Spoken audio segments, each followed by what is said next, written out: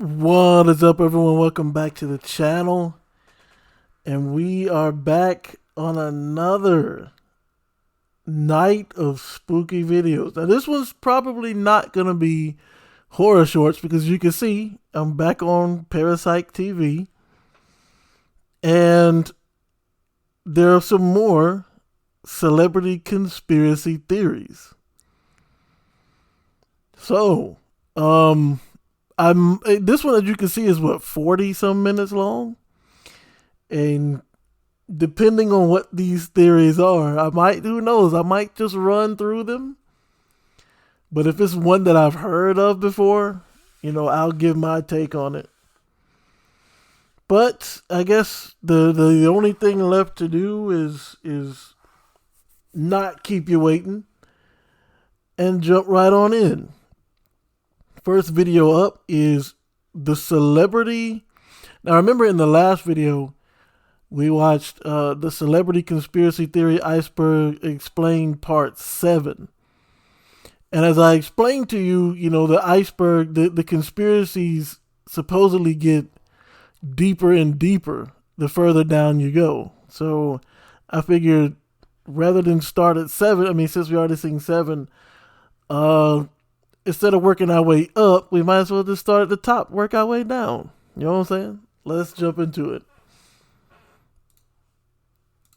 Every conspiracy theory iceberg chart is an iceberg chart of my own design. From wacky pop culture rumors to government cover-ups to the ritualistic occult underbelly of modern Babylon, otherwise known as Hollywood.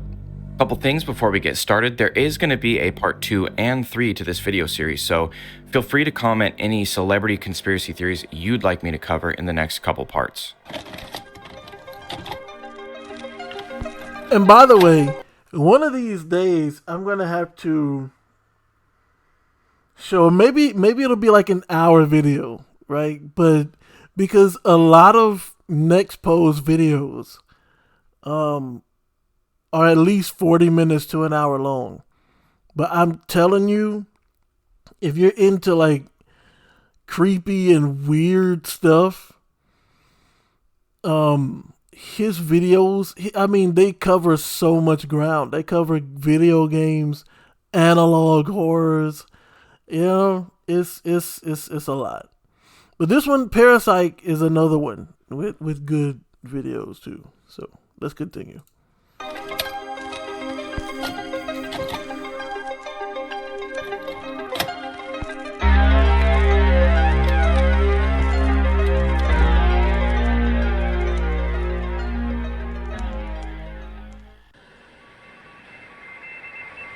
OJ took the rap for his son? The theory is that O.J. Simpson allegedly took the rap for his son, Jason.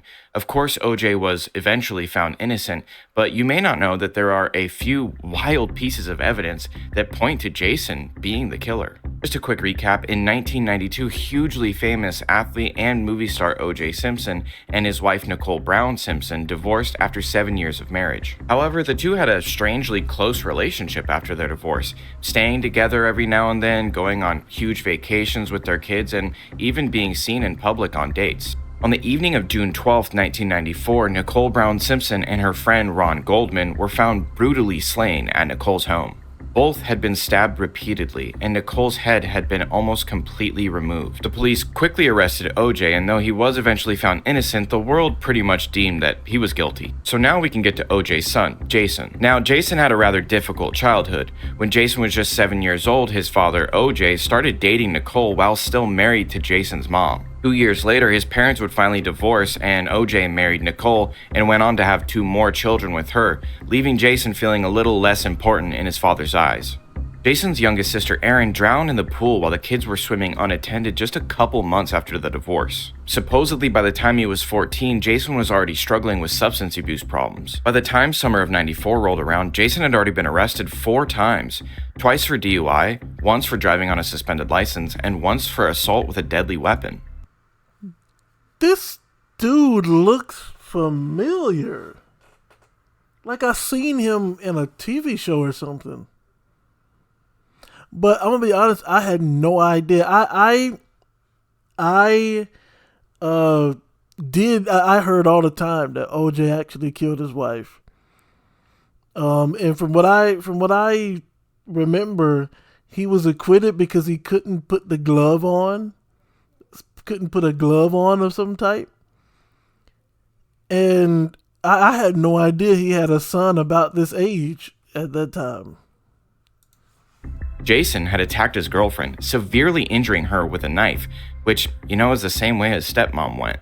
And coincidentally, at the same time that his stepmother was gruesomely killed with a knife, he was on probation for attacking his former boss with a knife. Jason had... That is still circumstantial. It's not, a smoking gun. Been diagnosed with intermittent rage disorder, more commonly known at the time as Jekyll and Hyde syndrome. This syndrome would cause Jason to black out, hear voices, and go into violent fits of rage. And he had been hospitalized several times from hearing voices and from these blackouts. Jason had been prescribed a medication known as Depakote to mitigate his rage symptoms and his seizures, but in the months leading up to the murders, apparently he had stopped taking that medication in hopes of trying to navigate his issues on his own. He also kept a diary which was full of manic and sometimes violent thoughts, where he described himself as 3 distinct personalities. 2 of them were kind of angry and violent, and the other one was the good guy, as he described it, and that personality was slowly losing control. The night of the murders, June 12, 1994, Nicole Brown Simpson had reservations at the restaurant Jason was currently working at. But for an unknown reason, she changed plans without notifying either Jason or the restaurant, which allegedly sent Jason into a fit of rage. There were fingerprints at the scene of the crime that didn't match O.J. Simpson or the victims. There was also DNA under Nicole's fingernails, both blood and skin cells, that they could tell wasn't O.J.'s but was probably a member of his family's DNA. But they never compared any of this evidence to Jason. Ron Goldman, one of the victims, was a 3rd-degree black belt. Ron's hands were so bruised up and battered that they thought that the fight between Ron and the attacker must have lasted at least 10 minutes, but OJ didn't have a single bruise, scratch, or defensive wound. In my opinion, one of the most interesting things that happened around the crime was that one day after the crime took place, before OJ himself was ever a suspect, OJ hired top criminal lawyer Carl Jones to represent Jason, even though Jason was not a suspect. Private Detective William Deere had long held the suspicion that Jason Simpson was the actual killer. And his suspicions were seemingly confirmed when he was able to purchase Jason's storage unit that had gone up for auction due to lack of payment. He found and documented a staggering couple pieces of evidence. So a black navy watch cap like a beanie was found at the crime scene, but none of the fibers matched OJ's hair. But once again, the authorities could tell that it was close to his hair, like a family member's. They also found dog hair in the beanie, but OJ didn't have a dog. Jason did.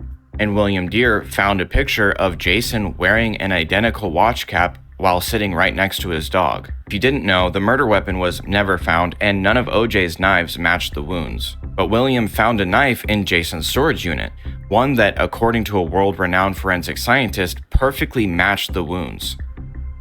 When William Deere concluded his investigation, he sent his findings to 3 crime scene experts, all of whom concluded that Jason should have been seen as a suspect, but the LAPD was not interested. He also sent his findings to 4 mental health professionals who all thought that Jason definitely was psychologically disturbed and needed help. Whether or not he should have ever been investigated as a suspect, it does appear as though Jason has received treatment and turned his life around, as he is now a professional chef. That is weird. That is weird. That the police didn't investigate Jason, I find that to be kind of weird. Because there's enough evidence there to at least warrant bringing him in for questioning. Right? I mean, think about this too. OJ didn't get a lawyer for himself. He got a top-notch lawyer for his son. Chances he probably already had a good lawyer, given he was a football player. But the fact that he would hire a lawyer for his son, who wasn't even a suspect, kind of makes you wonder. It kind of makes you wonder. But the thing that I don't get is, if you found hairs and fibers, right? Skin and blood samples that weren't OJ's but close to his, implicating that it could very well be his son. Why wasn't that enough to question his son about the murders? It almost makes you think they had a plan in mind, right? That it was either OJ or nobody. It kind of makes you. Here's where my mind is going with this. It kind of makes me want to go back and see if at any time did OJ kick against the system, or if he, and yeah, like I wonder if he kicked against the system somehow, and this was there because another conspiracy theory out there, and I don't know, it might be in here somewhere, was Bill Cosby, right? A lot of people were like, Bill Cosby spent, decades just chilling as America's favorite TV dad, right? But then, right after, and this is according to the theory, okay, right after he went on that talk show and said that if Donald Trump wanted to run for president, he needs to shut up and run rather than just talking about it.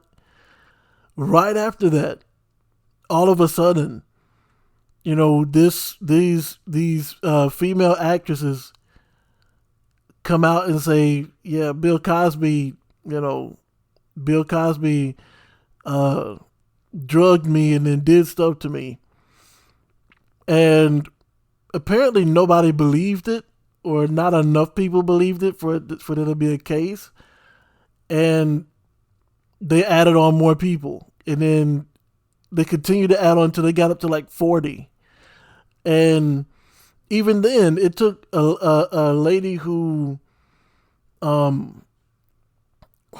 incident or encounter fell within the statute of limitations that actually got the ball rolling, right, with Cosby's trial. And then, keep in mind during this time, Trump's already run, he's already president. And all of a sudden, after Cosby's admitted, yeah, I had these specific relaxers, but I let them know what it was before they took it and all this stuff. And then he was convicted, and all of a sudden, a higher court said there was prosecutorial misconduct, and he was released. And the theory goes that, he spoke against Trump. And so all that happened to him as a means to say, look, don't speak against the machine, bro, because we can take you out. We don't have to kill you anymore. We can take your career. We could throw your career down the drain. And yes, there are some people who still who do not believe he did anything. And there are people who, believe he did do something. But me personally, when it comes to this case, I had absolutely no idea OJ even had a son at that age, or that his son had anger issues, and that he had the fact that he stabbed his own girlfriend with a knife and stabbed his boss with a knife. But there's just one question that I have, though, and that is, I guess, my question is like, why would he do that? To be sure, because she canceled reservations at the restaurant. That wouldn't be enough for him to go into a frenzy of rage and kill her and her new boyfriend, right? Like, I feel like there would have to be another explanation than that. But interesting theory. Since we're already talking about OJ, Robert Kardashian, father of the now famous Kardashians, was one of OJ's defense attorneys. Robert and Chris had split in 1991, and according to Robert's next wife, Jan, Robert believed OJ was Khloe's father. Kris Kardashian admitted in her biography that she did have an affair while she was married to Robert, which only fueled speculation. Khloe appeared on James Corden's show during a game show segment, and he asked her if she believed that OJ was guilty of the murders, which is a really weird question to ask somebody. But instead of answering the question, she chose instead to eat a fisheye. Do you think OJ did it? But why choose to protect someone you barely know that just used to be friends with your dad when the whole world has already pretty much decided he's guilty? That is interesting.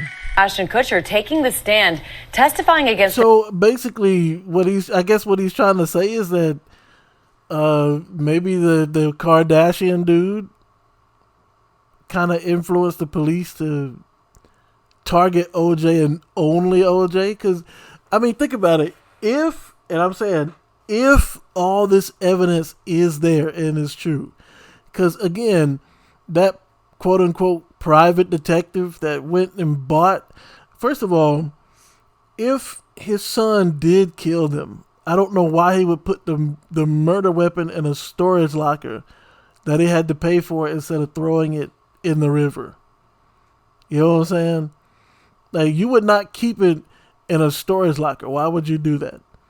That's first of all the matter. Second of all, if you knew something like that was in there that could put you in prison for the rest of your life, why would you not pay that bill every month to make sure that nobody else gets in there?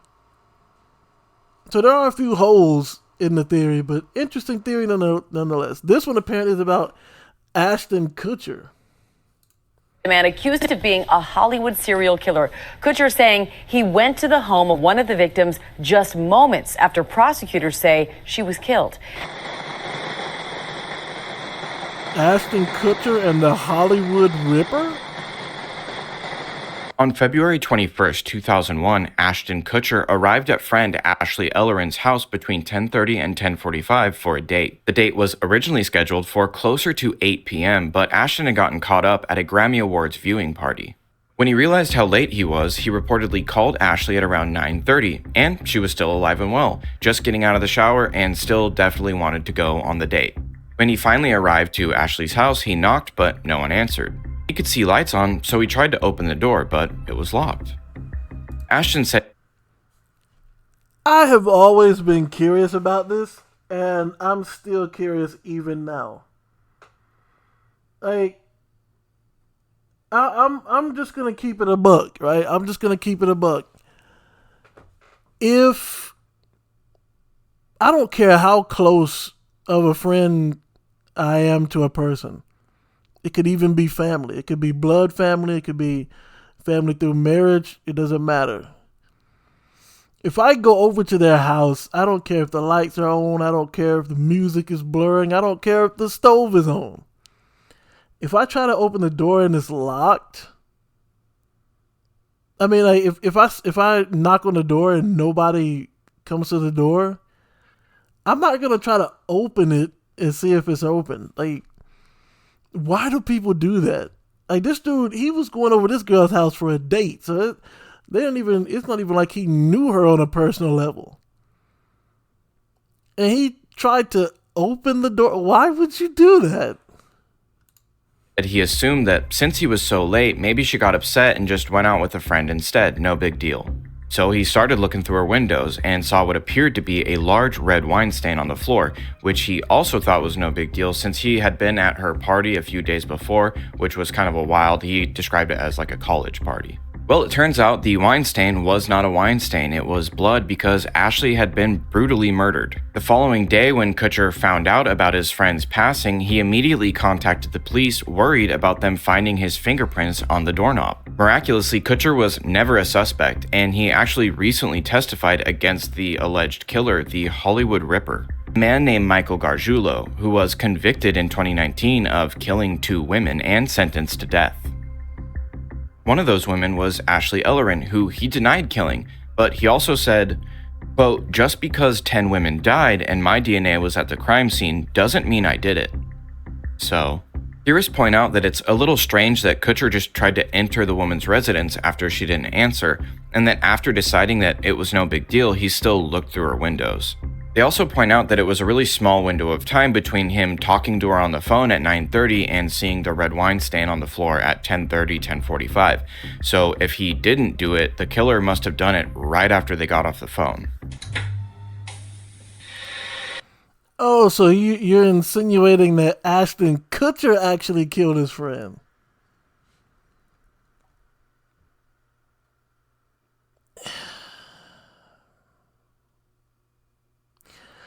I'm gonna be honest here.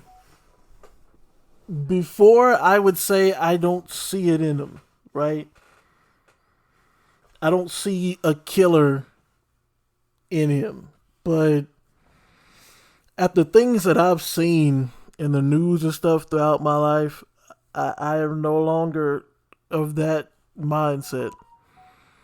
Anyone is capable of anything. If they don't have the Spirit of God in them, they are capable of anything. It could be Corey X. Kenshin. You know what I'm saying? It could be Markiplier. It could be some of the nicest people you'd ever think would never do something like that.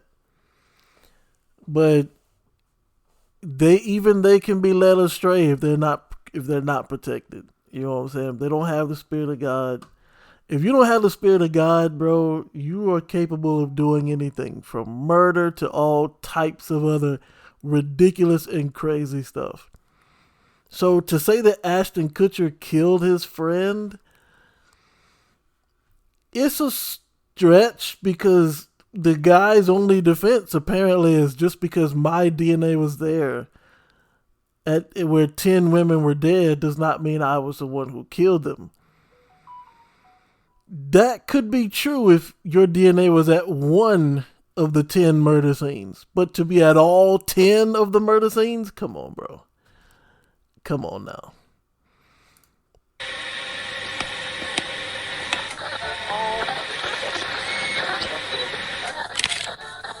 Dancers, I ain't got the drummers and that. No. I'm all about the blood. You know, we gotta turn up. The You know, blood. It's all about rage and just like that. Who's bleeding on stage? I mean, you know, I'm not bleeding, but the fans are like I feel you. giving their bodies. Bleeding, but the fans are like I feel you. giving their bodies. Bleeding, fans are like I feel you. giving their bodies. Astro World? Not familiar with this one.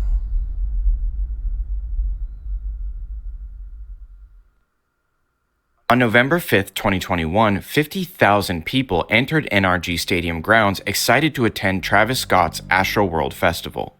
Approximately 300 of those people were injured, 25 hospitalized, and 10 people, including a 9-year-old child, would tragically lose their lives at the event. All deaths and injuries basically being caused by massive crowd surges and cramped conditions, the victims basically being asphyxiated or trampled.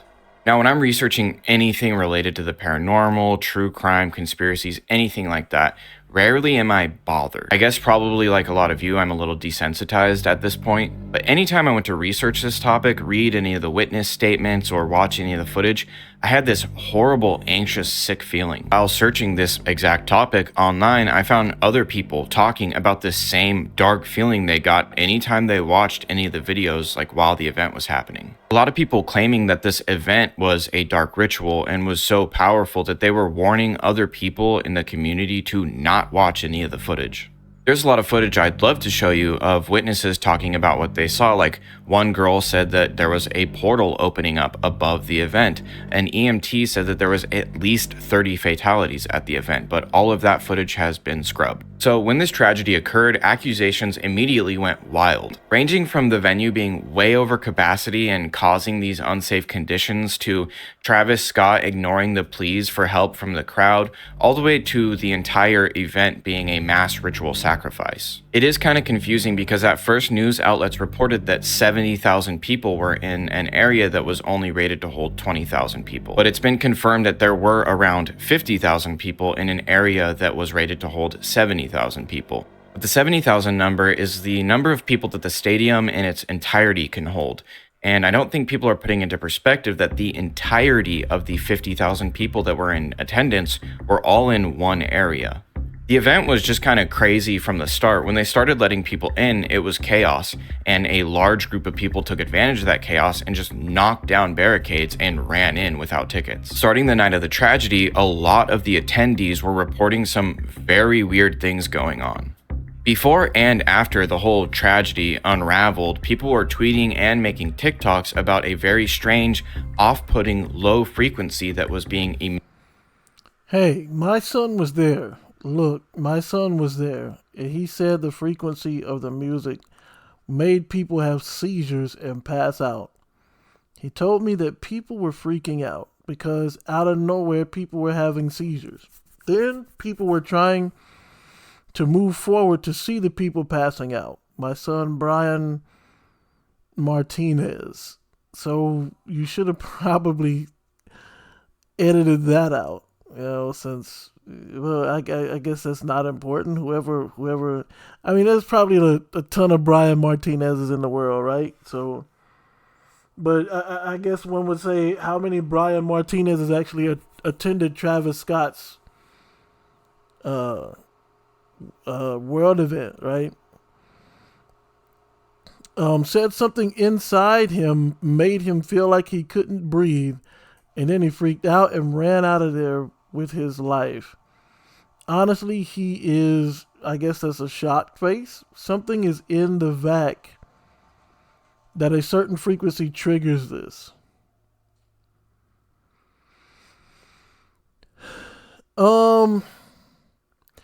I have heard theories that music can play with your emotions, right?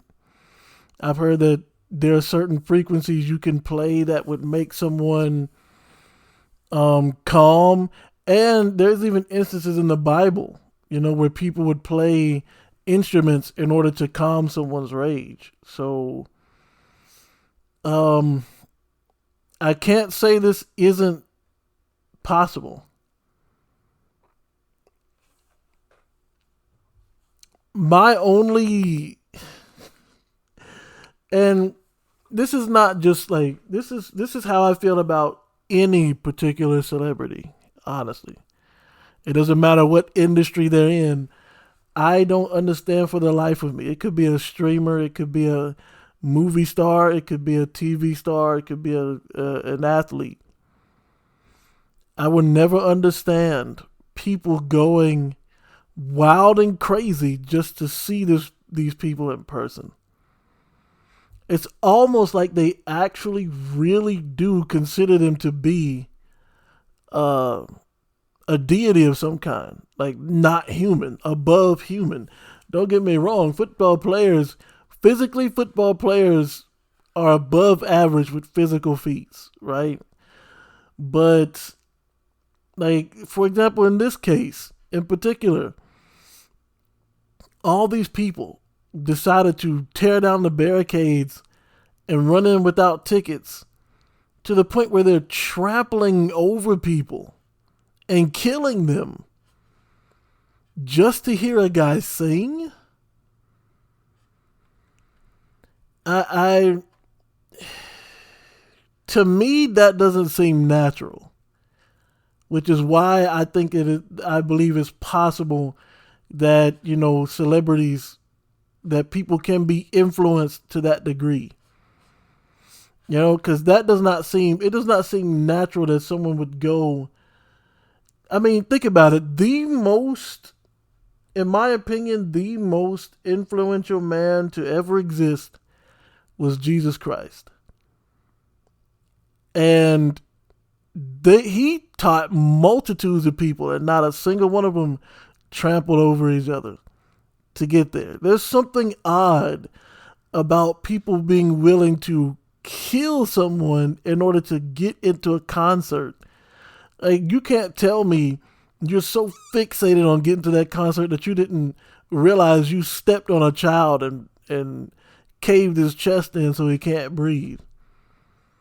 You know what I'm saying? Like, you can't tell me, oh, I was just so in the moment, I didn't even realize I stepped on somebody and killed them.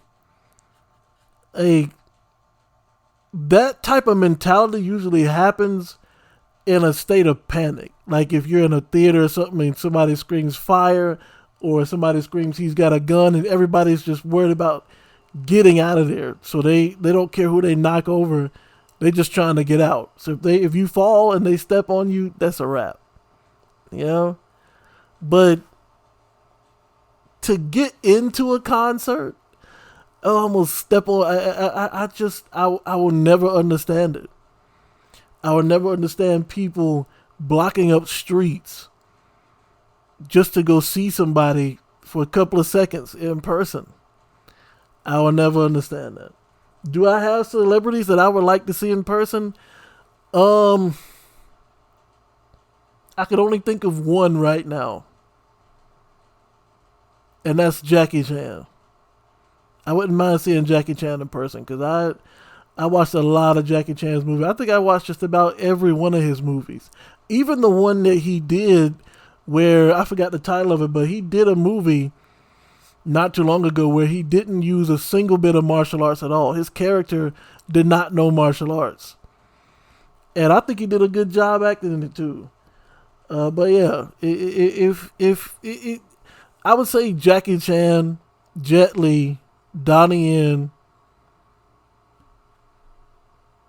Chris Tucker, and Chuck Norris. That would be the 5 celebrities. If I had a chance to see them in real life, that's who I'd want to see. But I still wouldn't trample over people to try and go see them. You know, I can't understand for the life of me why anyone would do that. Admitted into the stadium grounds for like 6 or 7 hours leading up to the concert. Another absolutely nightmarish report comes from a young woman seeing people getting crushed and being unable to breathe in the crowd, and she barely makes it out herself onto a side stage area. And once she was up there, she begged multiple venue staff and people who were probably on Travis Scott's staff to call the police, call the paramedics. People are hurt and dying down there, but none of them would listen to her. They were all just kind of entranced, not paying attention to her. And then some of them started trying to push her back into the crowd and off the stage. There are clips from in between songs where you can hear people screaming for help and screaming out in pain, but it's just mixed in with people cheering. But the weird part is you can see Travis Scott just kind of staring off into the crowd and looking all around and making these really weird low moans. Warning, some may consider this next clip to be disturbing. Viewer discretion is advised. I'm going to assume that this next clip is probably going to be people screaming in agony to some degree. There is one clip. There is one that I forgot the name of it, but it was a spot where supposedly people found the gateway to the lake, quote unquote. And it's in this hole. And they put this little sound equipment down there, you could hear like voices of people screaming and stuff like that. So they think it's like the gateway to the lake of fire. But I don't know. If it's something like other than screams, then I'll cut it out the video.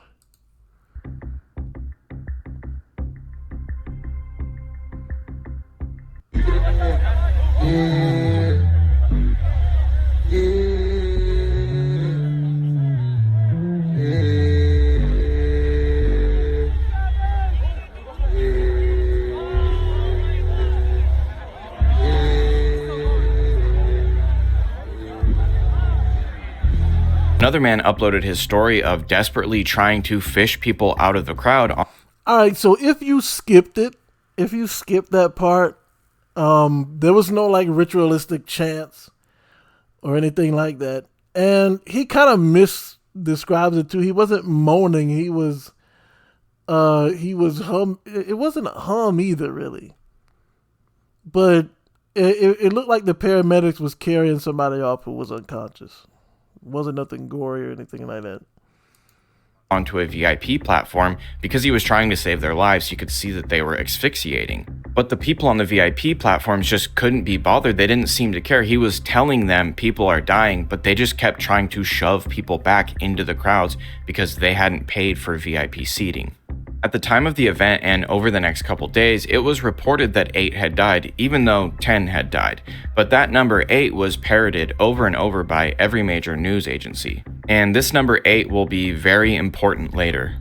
Many point out the likeness of Astroworld's design choices to classic renditions of like this, and its resemblance to the Harrowing of painted by Hieronymus Bosch in the late 15th century. Oddly enough, the event had a 56-page map. Listen, folks, if y'all take nothing from this, please understand something, okay? The Lake of Fire is not like the one. All right, a lot of people, I don't know if you've seen the one by Jet Li where the whole, long story short, the plot is there's a multiverse and there are multiple versions of yourself out there, and the more of them you kill, the stronger you get. So it came down, Jet Li's character, Jet Li was both the protagonist and the antagonist. And the villain version of himself killed every one of his versions except for him. And then it was a one-on-one fight to see who could be, quote-unquote, the one. And if you haven't seen it yet, just skip the next few seconds or next few minutes or so. But of course, the good version of Jet Li wins. And I think the villain's name was Yulaw, but he was sent down to the lake, or with their version of the Lake of Fire. And he was like, my name is Yulaw and I'm nobody's chump. And he starts beating down all the villains and stuff that were sent down to the lake. A lot of people have this misconception that demons are in control of the Lake of Fire and they're going to be torturing you when you go down there, or if you go down there. But the truth is, demons are not in control of the Lake of Fire. Lucifer is not even in control of the Lake of Fire. He, along with the demons and anyone else who is not for Christ, will all be down there burning. Okay? So, all these depictions of like people being tortured by demons, this is not real. This is not what it's like. Okay?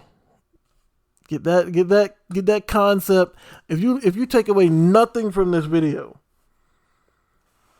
just know that the Lake of Fire is not a place where demons will torture you, or where you think where you think that you can bargain with them to reduce your torture and stuff like that. It's not going to be a barren wasteland where you're going to have to struggle to survive. No, it is going to be eternal torment for you. Well, for anyone who goes down there, and for all of the demons and Lucifer and all his kind. Alright, it's not going to be some separate realm with a hierarchy. No, it's not going to be like that at all. Mass casualty event and emergency response plan, where they referred to potential dead concert goers as Smurfs, instructing staff to refer to any potential fatalities as Smurfs.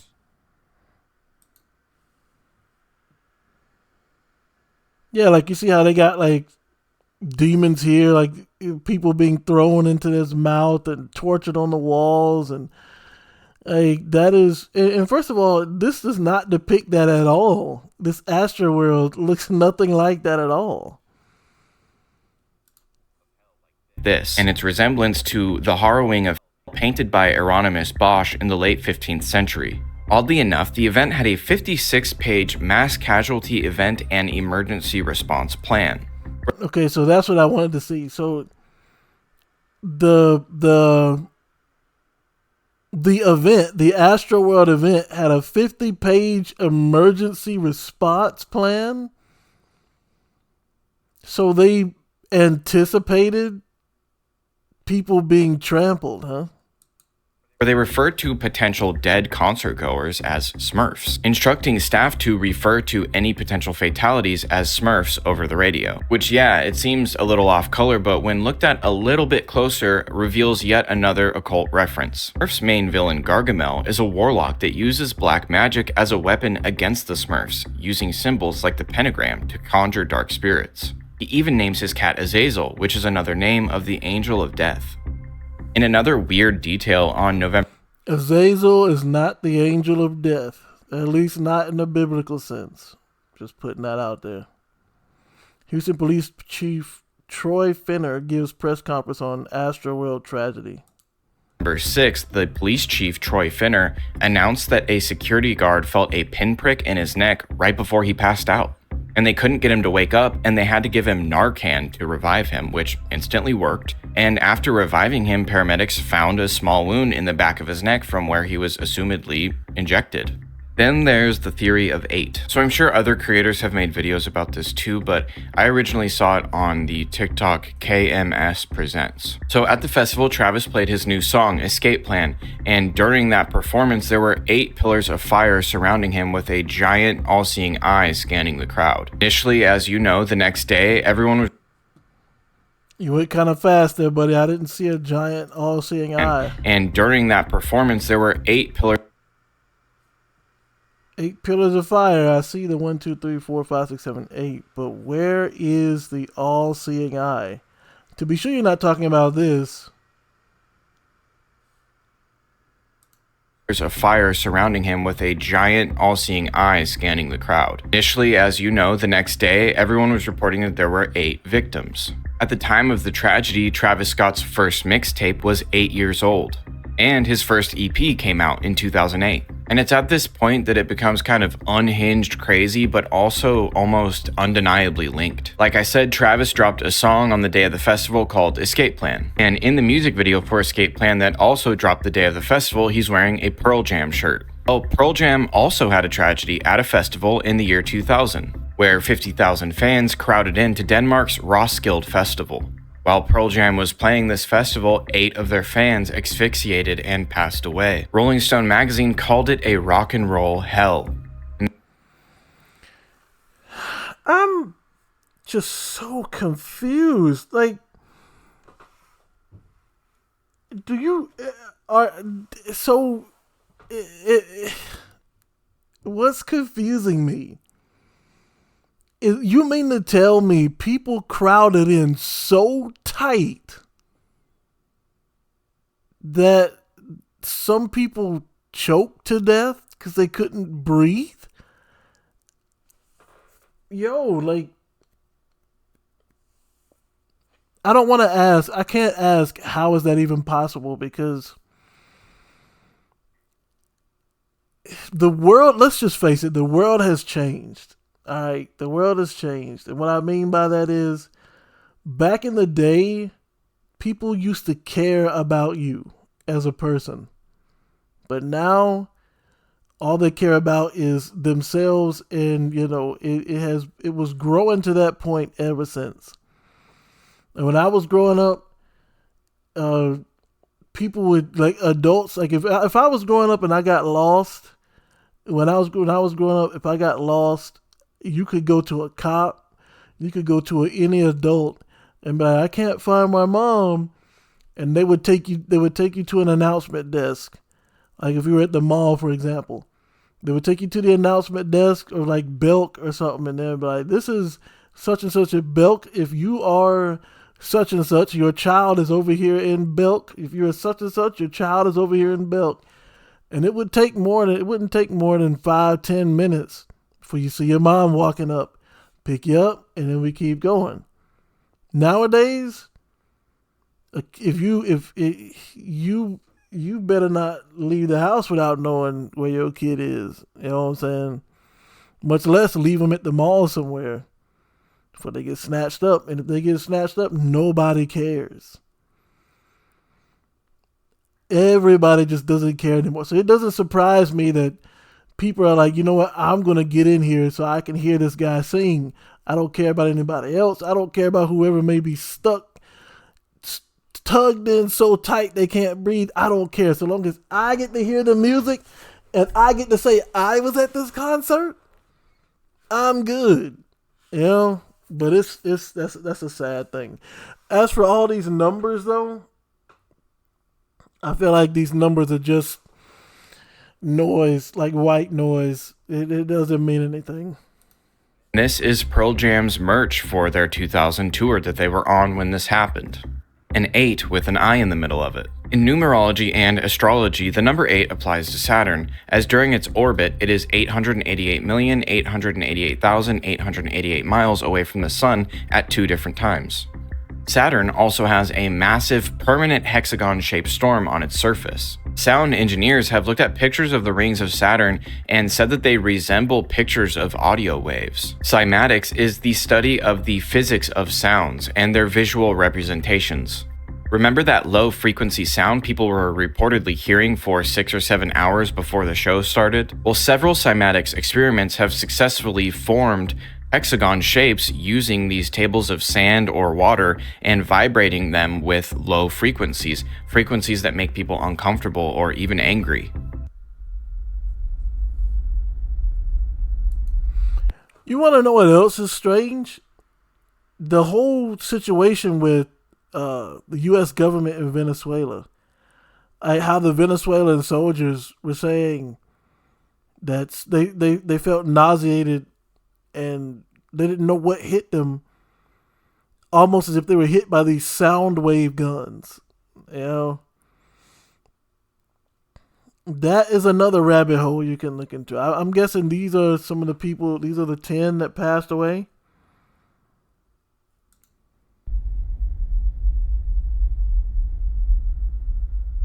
Trey, unfortunate. Yeah. You said once that you thought that your father was a CIA operative. Yes? Yeah, he was. How do you know? What proof? See, I shouldn't get into this right now. Okay. This is where we're going to get into trouble. But this is something that you feel and that you're trying... Listen, folks, I'm going to say this too. I'm going to say this too because I feel like it needs to be said in a day and age. Like, for some reason, I don't know what it is, but for some reason, the people today, the youth today, feel like they cannot die. I don't know why they're behaving this way, but they feel like they can't die. So let me tell you this: if you've got information on anything involving like government activities, like the CIA, the FBI, and Secret Service, and it's something that you may think or that they may think is classified or confidential, just keep your mouth shut. Unless God leads you to say something, keep your mouth shut. All right?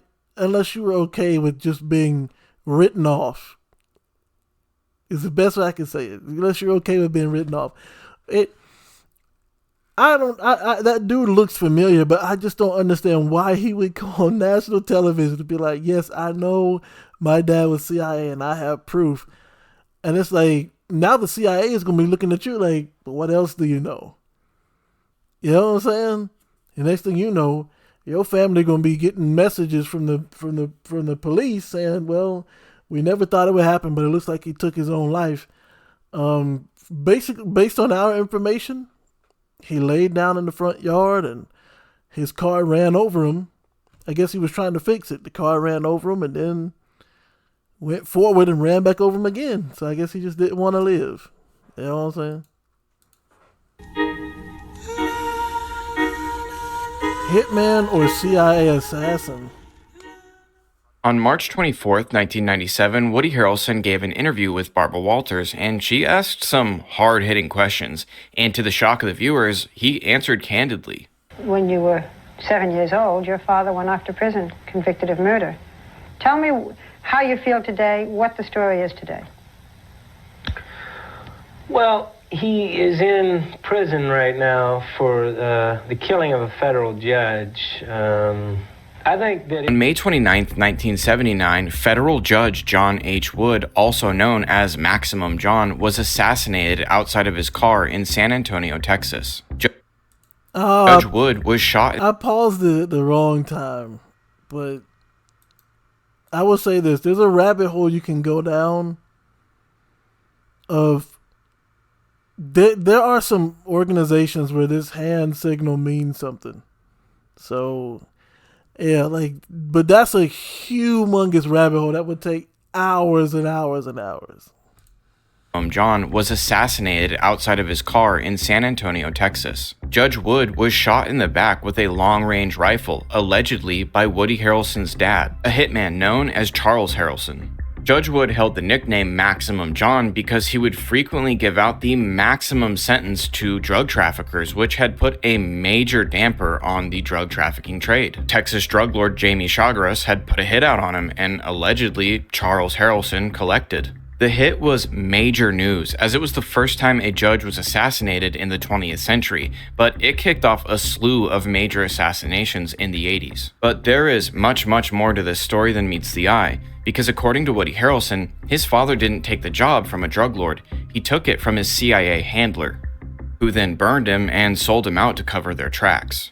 It's basically an open secret at this point that during the late 70s and early 80s, quote-unquote rogue branches of the CIA were trafficking drugs on behalf of the cartels and making millions of dollars doing so. There's also a long-held conspiracy theory that Charles Harrelson was one of the three tramps, three mystery men that were believed to be hitmen photographed at the scene of the JFK assassination. Now, the CIA has a history of disposing of their assets in a less than ideal way, so I really don't think this one is much of a stretch.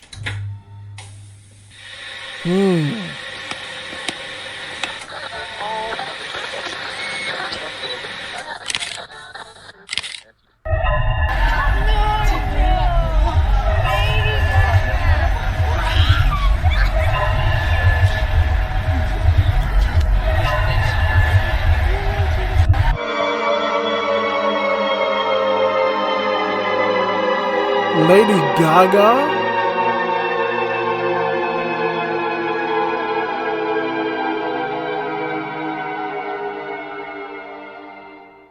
The main theory with Lady Gaga is that in order to secure her fame, she played some kind of role in offing her friend and early collaborator, pop singer Lina Morgana. Lina was this young, beautiful, extremely talented, laser-focused singer-songwriter whose whole idea was to be a drastically different, bombastic character in every music video. Before the fame, Lady Gaga was Stephanie Germanotta, and in 2006 she was scouted by talent agent Rob Fusari, who was looking for the next big, edgy starlet. Fusari was also working with Lina Morgana, and he introduced Stephanie and Lina to each other.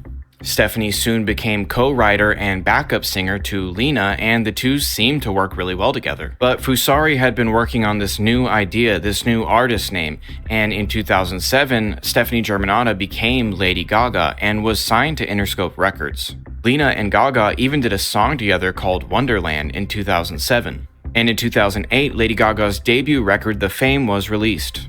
Unfortunately, on the morning of October 4th, 2008, Lina Morgana fell to her death from the top of the Staten Island hotel. Upon hearing of the singer's passing, Lady Gaga commented that it was tragic that someone died at such a young age, but that the two barely knew each other. But from the clear history between the two, that seems false. The theory claims that it was Lina's idea to have this larger-than-life character that Lady Gaga is famous for.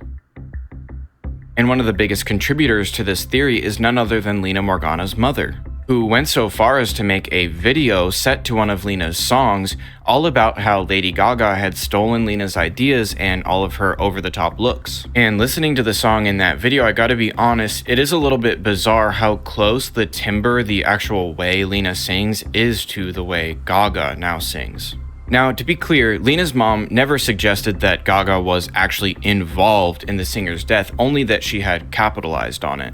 And she's been quoted saying that Lady Gaga holds her daughter's soul.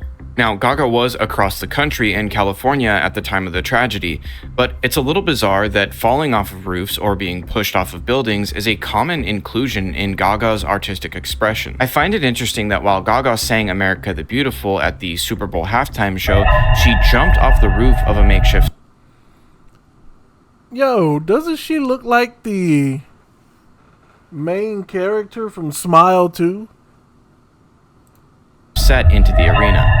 It's an odd kind of out-of-place reference that seems to have nothing to do with the performance. Is that the video? Okay, I'm assuming that's the video making that Five Nights at Freddy's noise. performance or the subject matter. The best example is the paparazzi music video, which opens with Gaga being assaulted and then thrown off a roof by none other than the Northman himself. And at the end of the paparazzi music video, as Gaga is being escorted towards the car that is completely surrounded by paparazzi, the sound is a jumbled mess, but if you listen closely, you can hear Lena's name being yelled 3 times. Apparently, in the summer of 2011, during a stay at London's lavish Intercontinental Hotel, the staff was shocked and afraid when they found Gaga's bathtub full of what looked like blood. One of the housekeepers even claimed that Gaga had been bathing in it as some kind of blood ritual. The incident was reported to the hotel's concierge, who upon reporting it to her superiors was told to put it out of her mind. What I find most interesting about this story is that before Gaga arrived at the hotel, her staff sent their own personal team of paranormal investigators armed with over $30,000 worth of state-of-the-art ghost hunting equipment to clear the hotel for her. Gaga also seems to be a student or protege of some kind of Marina Abramovich, the spirit cooking Satanist. Spirit cooking is a ritual performed under the guise of modern art, designed to desensitize the soul. Here's Gaga and Abramovich picking at a bloody cadaver, which was said to be a cake. Now, I don't love guilt by association, but Marina Abramovich studied ritualistic surgery and psychic surgery under John of God, cult leader, sex criminal, and psychotic sadomasochistic torturer. And probably a murderer, but that's never been confirmed. He's been accused of assaulting over 300 women, using his influence as the Brazilian Jesus and his status as a faith healer to commit his crimes. Famously, Oprah was also a pupil of John of God, and it seems Abramovich is adding his techniques into her ever-escalating bloody ritualistic practices. So how much of a show is Lady Gaga's bloody behavior? What? Oprah is involved with this guy? Yo, I'm not surprised. Well, I am surprised, but they did say Oprah was a handler, so I guess it makes sense because supposedly she's a handler. And there's a video on that too. There's a rabbit hole on that too, where like a lot of celebrities, whenever they want to explain something, whenever they want to rebuild their career after it falls off, or if they want to redeem themselves after doing something, unseemly, they go to Oprah's show. But I will say this too. This is not the only celebrity who lost a family member and got super, super famous afterwards.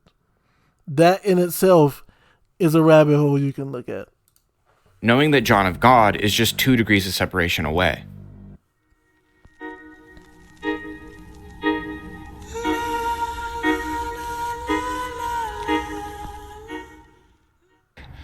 You can go on the attack, but you can also hold your fire and do the unexpected. You can kill them with kindness.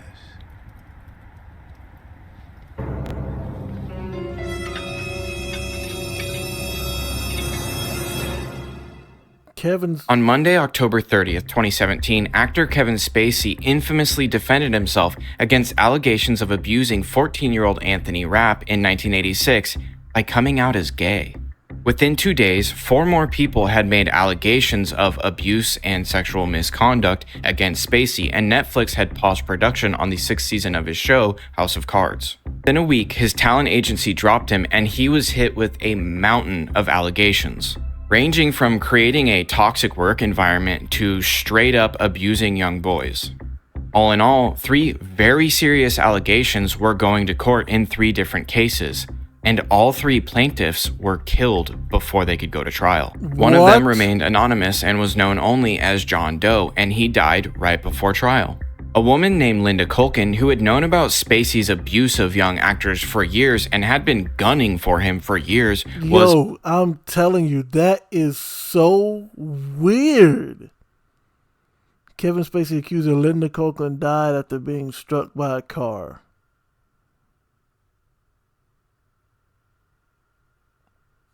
Kevin Spacey's accuser dies by suicide day after actor posts "Kill them with kindness" video.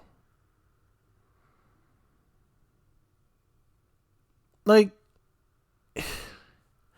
and I will say this is not the only case where someone famous has a body count and they never face trial because the witnesses and the victims ended up dying of suicide, of all things. Like, bro, what? And I always wondered what happened to House of Cards, because I heard House of Cards was a pretty big hit.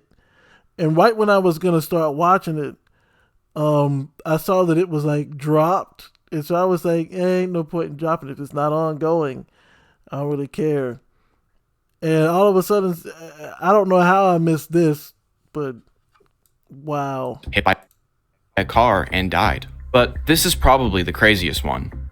A literal Norwegian prince who made a very credible accusation that Spacey grabbed his junk under the table at a charity event took his own life after Spacey posted an absolutely unhinged video on YouTube titled "Kill Them with Kindness." Now, Spacey actually made a habit of posting one of these videos every year around the holiday season, beginning with "Let Me Be Frank," posted to his YouTube in 2018. I mean, after all, we shared everything, you and I.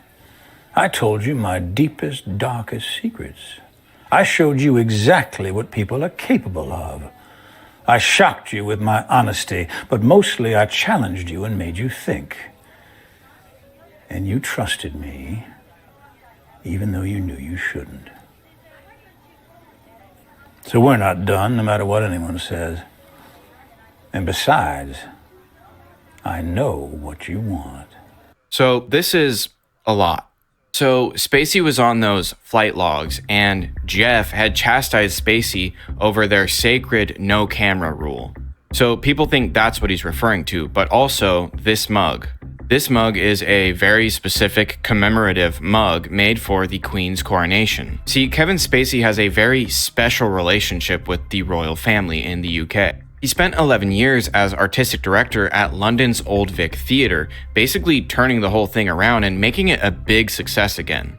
A feat which would get him knighted by the Queen herself, who thanked him for his service to England's theatre. Which is weird, because at the time, Scotland Yard, London's police force, was investigating Spacey for 6 different counts of sexual assault. That's 6 accusations out of 20 that were all made by people who worked for him at the Old Vic Theatre. And trust me, if someone's getting knighted by the Queen, they know whether or not they're being... Play it back. You see how this...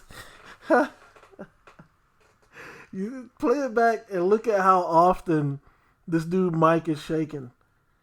This dude nervous making this video, I'm pretty sure. But anytime you make a video about a body count, yeah, you probably would get kind of nervous. Investigated for something, so she knew. Here's a picture of Spacey and Jeffy Boy's right-hand lady, Miss Maxwell, sitting in the ceremonial thrones, which is like a big no-no. You're not supposed to touch those. Those are just for the Queen and the Duke. But this trip to the palace was arranged by the Duke himself and Spacey's good friend, Prince Andrew. See how this guy is kind of friends with all the wrong people?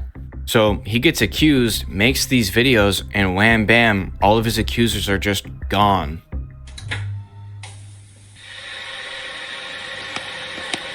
That is odd. That is odd. But again, unfortunately, there's nothing like linking him to any of it. But that is weird.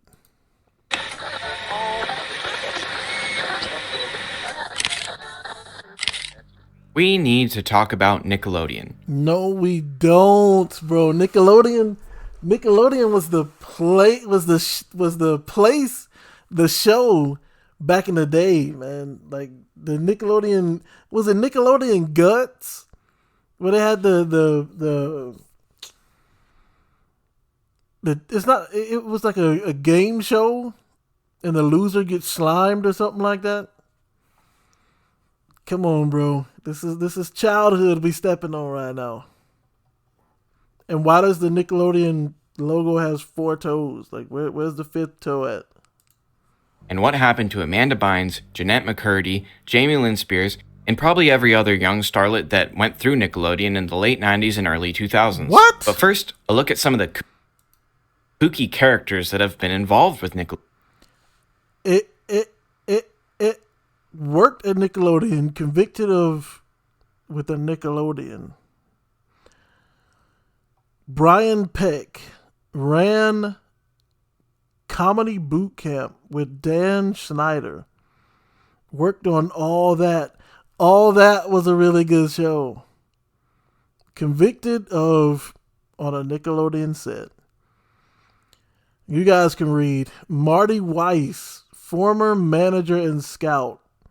Clients worked on several Nickelodeon shows like iCarly. Convicted of on a client. Jason Handy, production assistant on All That and The Amanda Show.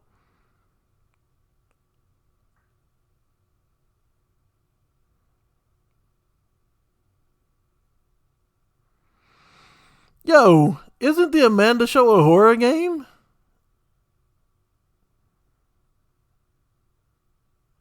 Isn't The Amanda Show a horror game? What?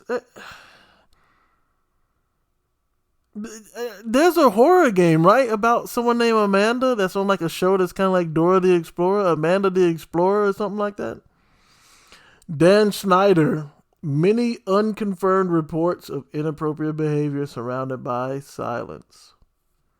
Wow. Nickelodeon. Talk about you and I. Why don't you just have a seat right there, please? Okay. No, I need you. No. Seriously. You're going to want to talk to me. I'm sorry. Trust me on this. Now, you work at Nickelodeon, huh? No. You don't. What's your name? Justin Smith, a freelance post-production editor caught red-handed on To Catch a Predator. Justin was fired from Nickelodeon, only to be rehired at Nickelodeon to work on SpongeBob in 2019, even though they knew he's a registered sex offender. Brian Peck is a longtime collaborator with big Hollywood names like Brian If You Know You Know Singer, and Nickelodeon king Dan Schneider. More on him later. Here's Brian with a young Leo DiCaprio. You see, we draw drawings of each other. Brian is the famous artist, and we always make fun of each other and portray each other in silly, satirical ways. Leo's job on this set, for some reason, is to make fun of me all day long. Leo, as you know, is the latest, hottest, hunkiest teen idol there is. Yeah, muscles. I'm sorry, what? Yo, and I said this in the previous video too. Why would you let your child be in this type of environment? It's and again, it goes to show you what the love of money can do. Because you know good and well, all the parents are thinking about right now is, I'm their legal guardian. So if this kid blows up and he's making millions of dollars, before he gets old enough or she gets old enough to where they can control their own money, I will at least have made sure I stored away at least $2 or $3 million. So that once my kid gets big in the movie and music industry, you know, they'll be making their millions, but I'll make sure that I'll have had mine stored away from before they were able to take full control of it. Hey, you got this grown man telling this kid he's the hottest, hunkiest teen there is.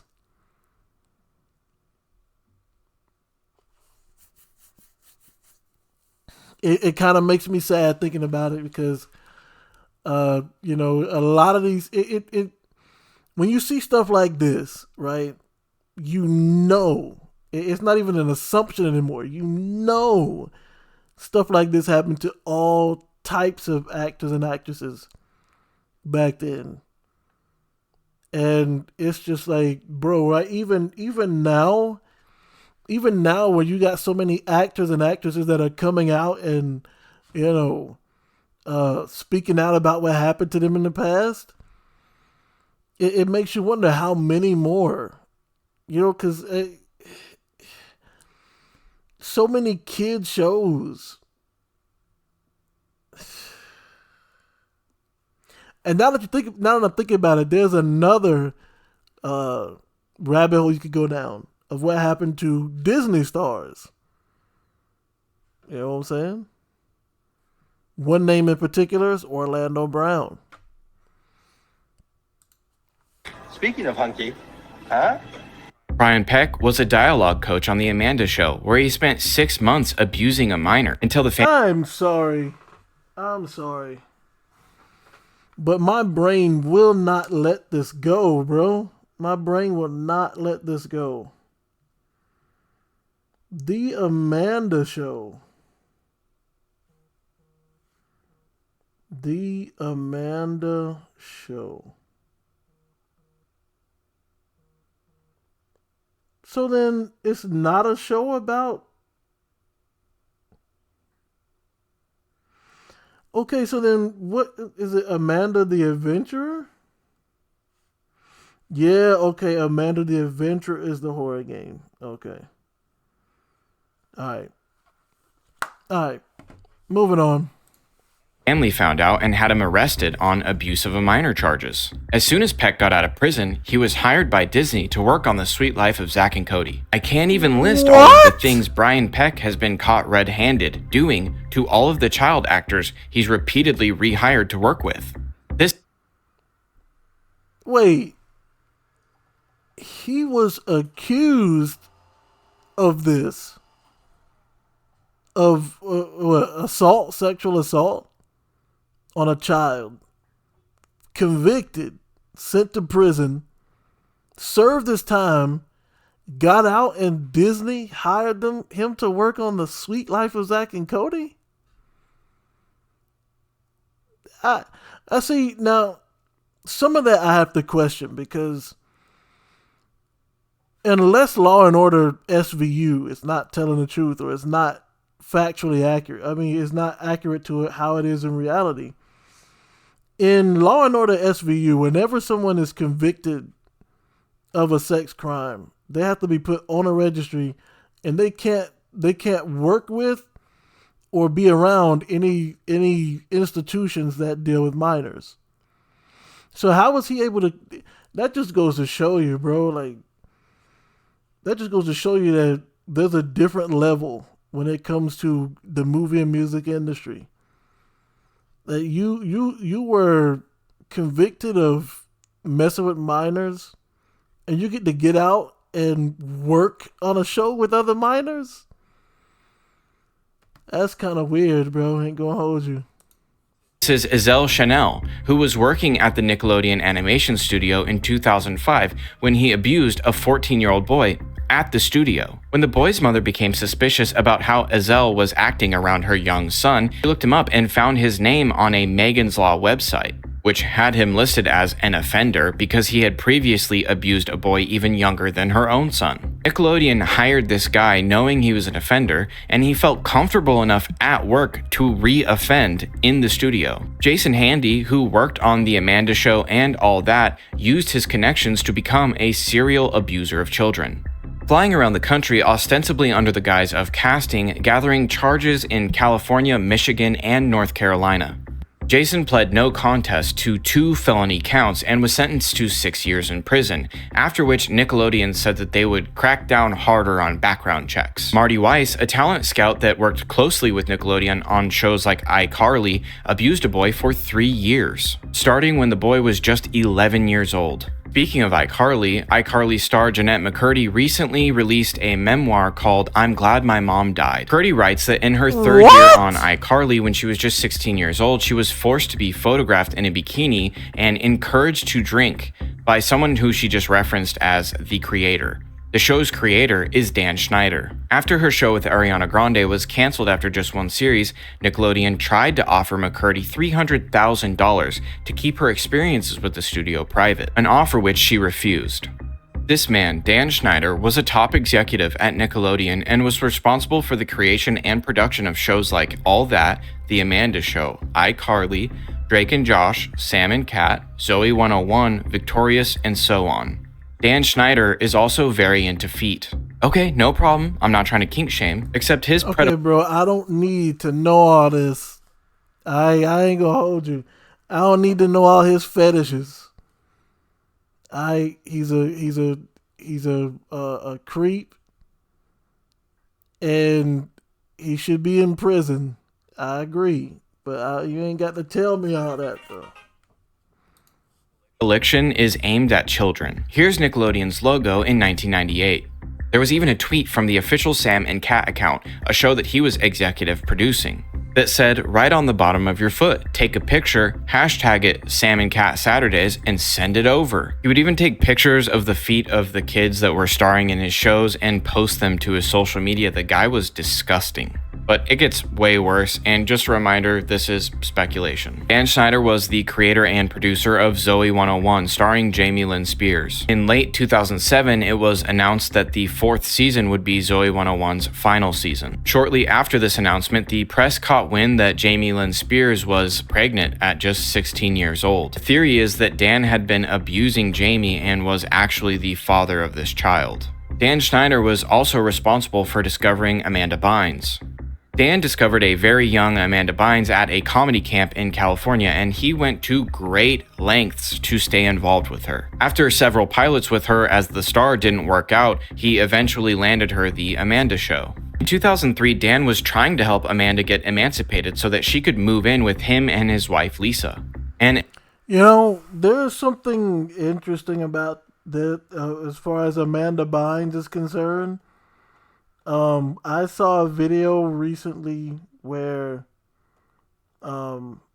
Raven Simone from the show That's So Raven, she was actually talking. She was on a talk show, or I think it was a podcast, and she was explaining that, you know, she doesn't have any beef with Orlando Brown. In case you didn't know, Orlando Brown, all you got to do is look at him when he played, I think it was Eddie in That's So Raven, and look at him now. You will see something cracked. Something cracked. But he kind of went on like an exposure crusade where he just started outing a whole bunch of celebrities like Will Smith, Sean Combs, and all these other people for doing all kinds of stuff to him. And apparently he was clowned a lot for it. Of course, until, you know, the recent federal cases came up with Sean Combs and Jay-Z and all those others. So now people are saying, you know, he's been right this whole time. Apparently in one of those videos, Raven Simone was saying, you know, she was pretty much implying that he was pretending to be crazy as like a strategy to get what he wants to get out there without facing any retaliation. And she mentioned Amanda Bynes and how she felt so sorry for her. If I'm not mistaken, though, Amanda Bynes also came out recently with some, not recently, but she also came out with some stuff that happened to her while she was in Nickelodeon. Eventually was successful in helping her obtain a legal separation from her parents. Years later, Amanda famously accused her father of sexual abuse and then recanted that allegation, then changing it to a father figure. I understand that a network that is aimed directly at children would probably attract creeps, but it's bizarre to me that Nickelodeon would continually repeat hire people that were on the registry. Well, when you consider the producers in Hollywood, the shareholders and stakeholders in Hollywood, and what happens with all these celebrities. Look at all the Hollywood celebrities in the past 10 years that have come out and said what happened to them while they were there. And what producers and stuff people were doing to them. It would not surprise you. You know, and again, look into Disney. All you got to do is look at every major Disney star then versus now, you know, and you'll find stuff that's very similar, which only goes to show that, you know, a familiar spirit is there. Because if you notice, it's the same thing. It's not even mostly drug abuse. Whether it's Hollywood, whether it's the music industry, even if it's like commercial, like gospel, Like they're TV televangelists. What is always what they're accused of? They're always accused of assaulting somebody. And people say, oh, it's a cult ritual. No, it's demonic influence. Call it what you will, but it's demonic influence. And it's that goes to show you it's the same thing. It's the same thing. And, like, one thing I will say, too, is this doesn't just fall into somebody's lap. What I mean by that is you are introduced to this before you get famous. I won't say it definitively, but I personally believe that before any major actor or actress gets famous, they're introduced to this. Whether it be in a moderate degree or not. Like, for example, if you want to be a major actor, I believe that when you're on the scene in Hollywood, somebody is going to come up to you and be like, look, we can make you famous, but the requirement is that you do this. And it'll be something that's so degrading that should anybody find out, that's your career. And at the time, these people want to be famous. They want that money. They want that lifestyle. So they're willing to do this stuff until it wears on their consciousness. And it wears on them, and it wears on them to the point where you could be as famous as Denzel Washington, but you feel nothing. You feel empty. And it's like, yo, something's not right here. And it's because you know what you did. And you want to know why it troubles you so much? It troubles them so much because they know that eventually it's going to come out. And when it does, all this fame, all this fortune, all this image that they put up. And I say this all the time, which is why me in particular, which is why I don't really rock with celebrities. And that is because a celebrity is they always consider themselves to be a god until they make a mistake. What I mean by that, celebrities, they will eat up all your praise. But the moment they make a mistake, the moment someone slips up and says a racial slur, or the moment it comes out where somebody did something inappropriate, the first thing come out of their mouth, well, I'm only human.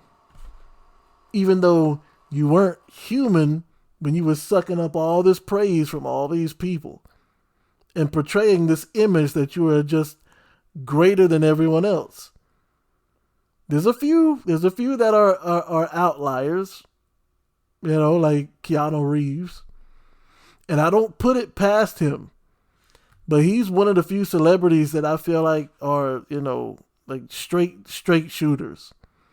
But like I said, I don't even put it past him. And he's like one of the straightest shooters I've seen in Hollywood. You know what I'm saying?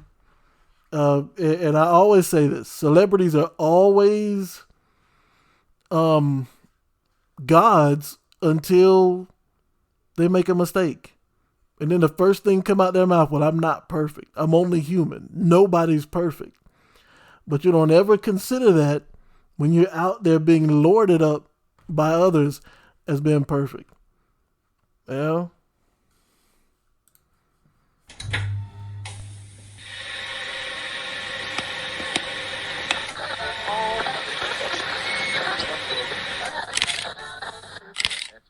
on December 20th, 2009, massively famous actress Brittany Murphy was found dead under mysterious circumstances in her home. Initially, the coroner ruled her cause of death to be pneumonia, but that was quickly disputed as it's really irregular for a healthy 32-year-old woman to die of pneumonia, so it was ruled as pneumonia exacerbated by acute anemia. The coroner, Ed Winter, then visited the home and found hundreds of prescription bottles both on Brittany's side and Simon's side, that was her husband, Simon Monjack. The prescription bottles were also under several different names, which is highly irregular and illegal. But because of this discovery, the misuse of pharmaceuticals was listed as a potential cause of death. But it's a little more complicated than that. See, Simon was a real sketchy guy and was known to all of those who he left in his douchey wake as a con artist. He literally conned a young American woman in Paris into believing that he was totally in love with her just so he could hook up with her.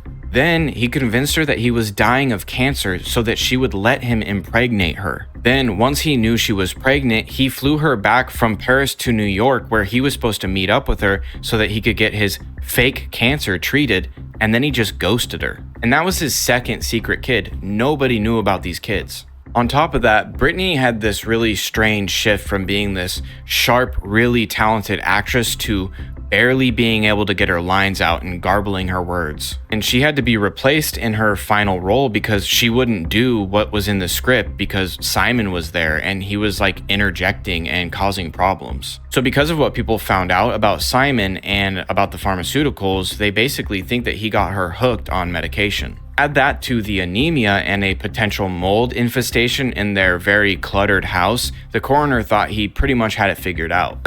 After her death, Simon and Britney's mom made several bizarre appearances together, and on 60 Minutes, it came out that they were sometimes sharing a bed, but also that Britney had left everything to her mother. All signs were kind of pointing to Britney had gotten really sick, and so Simon basically just neglected her in order to attain her money, but Britney left everything to her mom, so now he was just kind of attaching himself to her mom.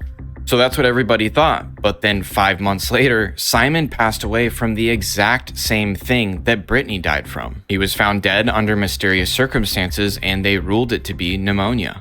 At this point, the coroner's office made a call and had a city worker go over to the house to check for a mold infestation, but the mother refused and quickly moved away. But then Brittany Murphy's estranged father got involved and got his hands on the coroner reports and found something strange. There were heavy metals found in Brittany's system, and come to find out, these same heavy metals were found in Simon Monjack's system. So this is where we take a hard left turn into a government conspiracy. Oh boy. Julia Davis is like a stunt woman wrapped in a mystery, wrapped in a federal agent, wrapped in a riddle. She has a long list of credits on IMDb, one of them working with Brittany Murphy in the movie Girl Interrupted. Davis was also a Department of Homeland Security acting director and a U.S. Customs and Border Protections officer. On the 4th of July 2004 at the U.S.-Mexico border, Julia was shocked when a group of 23 Muslim men, all identified on the high-risk terror watch list for their ties with al-Qaeda, attempted to cross the border into the United States. To her surprise, her superiors instructed her to wave all of them through with zero checks and with alerting no federal agencies. What? Afterwards, when she protested the decision to her supervisor, she was told to take the warning paperwork that had been printed on the men to the intelligence department, but alas, they had all been given the day off. Afraid of what she had gotten involved with, she just decided to report the whole situation to the FBI since her superiors at the Department of Homeland Security didn't want anything to do with it. Shortly after, her home was raided by a Black Hawk attack helicopter and 27 federal agents in full kit, including assault weapons. Julia Davis and her husband weren't home at the time, but her elderly parents were. They were house sitting for them.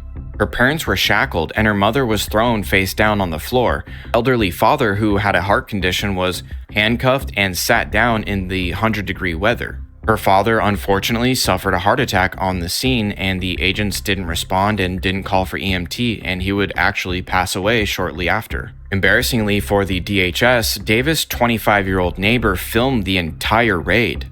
But he also would be found dead in his home under mysterious circumstances, and the footage disappeared. Davis was arrested and accused of being a domestic terrorist, a charge which she insists was placed on her for one of two reasons. Either because she had... So let me get this straight. Davis worked for the U.S. government, right? And she went to the border, and several Muslim men who looked sketchy, had sketchy documentation and all of that, were trying to get in. She flagged them, and her bosses at the Department of Homeland Security told her to let them through. She said, nah, I don't like this, and went to the FBI. And the FBI raided her home and ended up killing her dad, who suffered from a heart attack due to the shock of them coming in full kit and all. And the neighbor who recorded the whole thing ended up dying under mysterious circumstances, and all the video footage was somehow scrubbed. That is bizarre, bro. But what does this have to do with Brittany Murphy? Embarrassed the agency or messed up some kind of attack that was being allowed, like a false flag. After a lot of fighting and legal problems, Davis was even What did you say about a false flag? of being a domestic terrorist, a charge which she insists was placed on her for one of two reasons. Either because she had embarrassed the agency or messed up some kind of attack that was being allowed, like a false flag. After a lot of fighting and legal problems, Davis was eventually released but was fired from her job. So she immediately filed a wrongful imprisonment suit against the DHS. It was at this point that, bizarrely, the DHS reached out to Brittany Murphy. They claimed that Brittany Murphy gave them testimony that helped their case against Davis. But that wasn't true, so Murphy was forced to refute that statement in writing, which basically made their case against Davis useless. As soon as Brittany Murphy's lawyer had sent that letter to the DHS, Simon Monjack was immediately arrested and threatened to be deported back to the UK. According to Simon's mother, he was followed, beaten in the street by two men, and then detained for 9 days until Murphy was finally able to get him out. But after that, the two were extremely paranoid and installed 56 cameras in and around their home. Complained to friends of constant black helicopter flyovers, their phones being wiretapped, and claimed that they had caught men dressed all in black looking into their windows on camera. And they believed that all of this was because of their support for Julia Davis.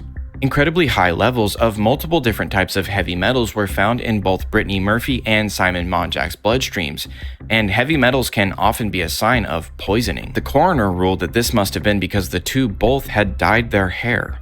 Both scenarios are equally bizarre and sad, and the only thing that is certain is that something drastic changed in the last couple months of her life. That's why I say, bro. That's why I say. Now, in Davis's situation, she was obligated to tell somebody something. Right? She was obligated to tell somebody something because if those guys were coming into the country to do some type of false flag attack, and she knew about it, then the blood was going to be on her hands. So she had to tell somebody. So it's unfortunate that in doing so, it resulted in even the people she told turning on her. But if you're like that one guy that found that classified information in that dumpster, bro, don't even let anybody know you found it. Throw it back in there. If you happen to stumble across a website or something with supposedly classified information, just leave it alone, man. Leave it alone. Wanna know why? Because even if you tell somebody, nothing's gonna happen immediately. Like if anything happens, it's gonna be like 50 years later when the stuff is declassified. You know what I'm saying? So just wait until you're led to do something like that.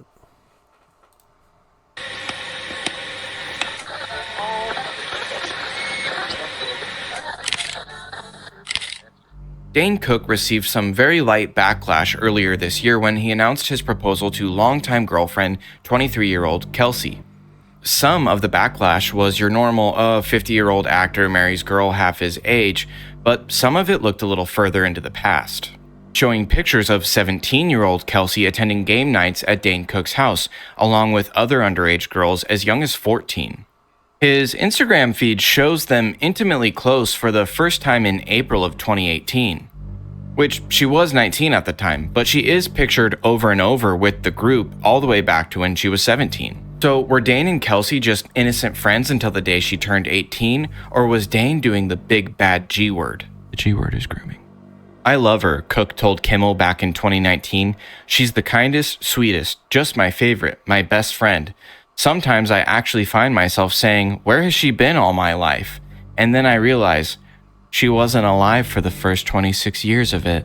Maybe it's true love. Maybe he really never saw her as a romantic interest until the day she turned 18, and then he fell madly in love. Is it maybe a little cringy, a little gross? Yeah, but there's something far, far more disturbing about these pictures. Prominently featured and tagged on almost every single one of these game night pictures is a man named Isaac Cappy. Cappy was an up-and-coming actor in films like Thor and, I don't know, some other. He seemingly suffered a very public mental breakdown during which he claimed to have witnessed many celebrities abusing. Did you just curse? Like, what? That just came out of nowhere. Children and worse. He specifically named this man, also in many of the game night pictures, Seth Green, saying that one time while at Seth Green's house, Seth opened a hidden door leading into a dungeon-like area, creepily insisting that Cappy follow to where they keep the children. Throughout his breakdown, Cappy claimed that he was going to be punished for speaking out, that he was not suicidal but would be killed. On May 13th, Cappy was caught on dashcam aimlessly wandering in the Belmont area of Arizona. Minutes later, he allegedly jumped to his death, although the news reported it that he forced himself off a bridge. So was Cappy just having a nervous breakdown over the pressures of Hollywood and fame? Cappy's death was never mentioned by Dane Cook, which I do find a little mysterious as the two were apparently close. Allegedly.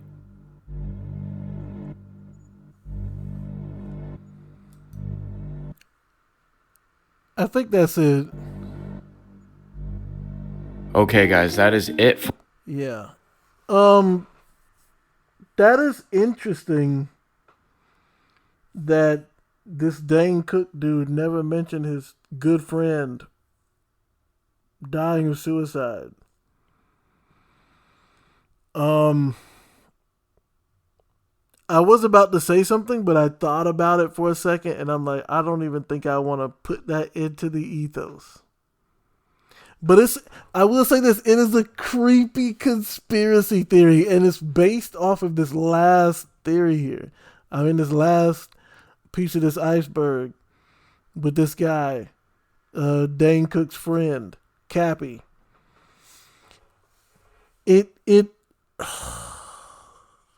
The thoughts that are running through my mind right now as far as what could be true, and if it were, it would just, trust me, if what I'm thinking about right now is true,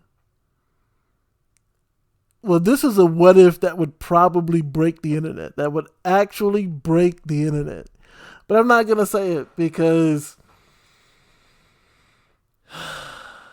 in reality, there are people who will hear what you say and understand, okay, he's just saying this is a what if scenario. And then there are people who will say, okay, he said this. Let me go take this to this person and see what they got to say about it. Yeah. And me, I'm just a small YouTuber who don't speak on political stuff. Oh yeah, politics, not my lane, simply because there are only a certain amount of people you can speak to politics with. Because, I'm talking like families be ruined over politics. You know what I'm saying? And not that mine are out there or anything like that. It's just simply put, I'm just following the instruction of my father, who told me never to speak to politics, never speak to anyone. Well, he said, be careful who you speak to about politics, because you never know what people are thinking. They could agree with you. You may be thinking, okay, let me tell him how I feel about this, right? And they agree with you and be like, yeah, I see what you're saying. I see what you're saying. Next thing you know, you get to work and your boss is like, well, look, it's been a good ride, but we're going to have to let you go. And you're like, what? Yeah, you got some views that we don't align with here in this company. And you're just sitting there thinking, how in the world do you know about my views? I only told one person.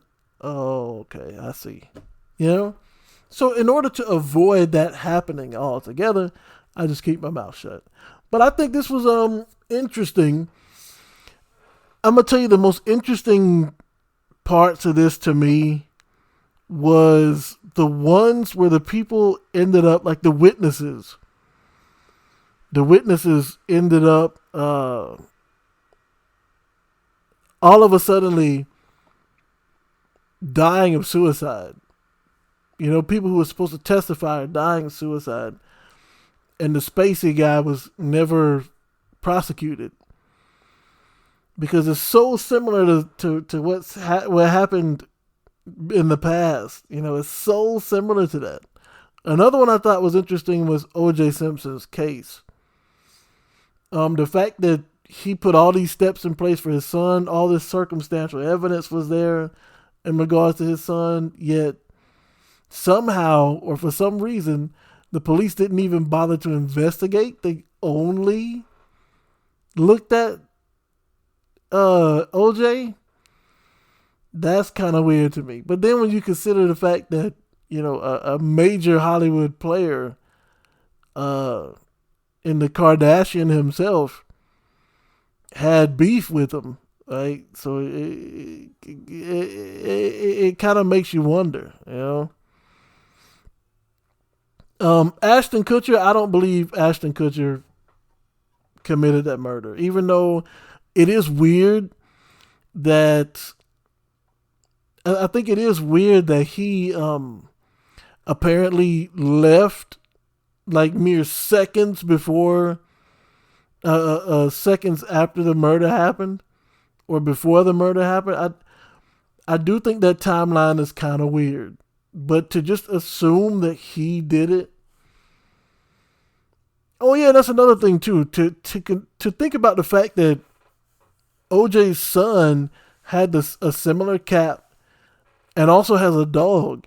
I'm just like, why didn't they? If you found dog hairs in the cap at the scene, why didn't you use those dog hairs to match against his son's dog? If, at the very least, if you got a match there, then that's more than just circumstantial evidence. You can use that to actually bring him to court. But they didn't. Again, almost like the police department specifically targeted OJ for this particular crime. Let me see. What were the other ones? Now, as for Astroworld, again, I will never understand why people go to these great lengths just to see a celebrity in person. I will never understand that. Lady Gaga, I don't listen to music enough to know anything about Lady Gaga or any of the music artists from now or even like 15, 20 years in the past. You know, I just don't listen to music like that. I already said what I thought about Kevin Spacey's case. That it's just weird that the two people that were going to testify against him ended up taking their own lives.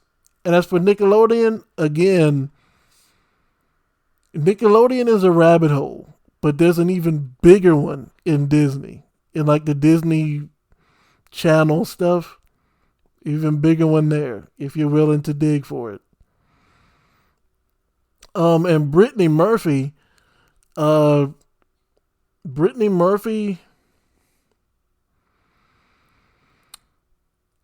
rather than I'm guessing it's believed that the military, I mean not the military, but the U.S. government took them out because they wouldn't speak against the other lady. Which, I mean, is that believable? Yes, it's definitely believable. But proving it is the hardest part, you know? And as for Cappy and the game night stuff, that's, you know, again, like I think Dave Chappelle said it best. There's some weird stuff going on in Hollywood, bro. Like, because if I'm not mistaken, he was the one that was like, what is happening in Hollywood that would make someone as tough as Martin Lawrence, you know, go running through the streets with no clothes on with a pistol saying people trying to kill him. you know.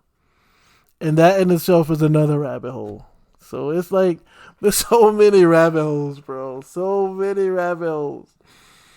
But yeah, that is going to be it. I was going to try and put another one in there, but I think I'm like way over. I think I'm way over. Although I might do a second part because I don't like just doing one video.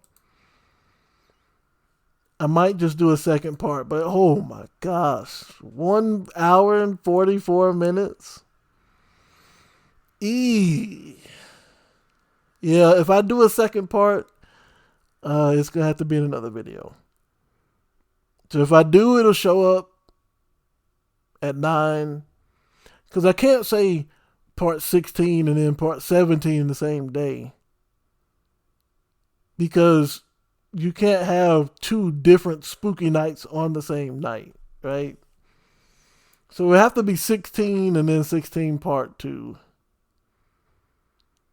But I was actually hoping I could get through like more than just one of these videos, but there's so much there to think about. I wanted to like show. There's so many videos I wanted to show based on what I've seen here, but it's gonna have to be for another time. Yep. Until then, you guys know what to do. Until next time, stay blessed.